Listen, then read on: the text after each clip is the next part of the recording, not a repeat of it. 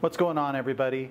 I am making a quick video to show you some of the grounding problems with Chevy Colorados. You see this thing? This is a piece of hot garbage right here.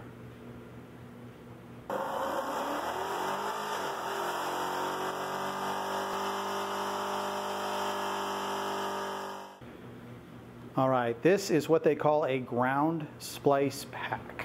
And this was one of GM's ways of saving money, making the truck go together faster on the assembly line. It's stupid. And I'll tell you why. All the grounds go through this, and they're not even that good of a connection, and they're not weather sealed, so they get corroded. So let me show you where they're at under the hood.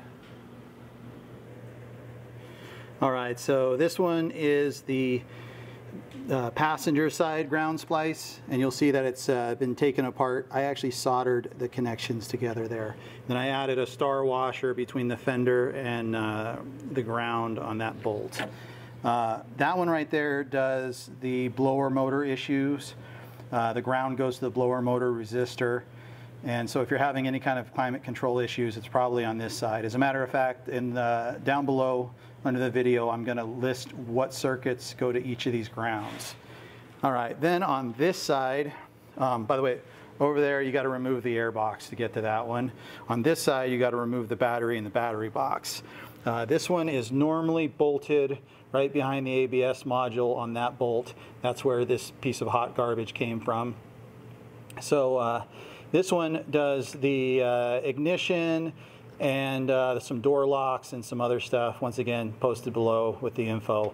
I'm fixing it right now. For some reason, both of these were wrapped with electrical tape, so I'm thinking somebody was already in here once because of issues.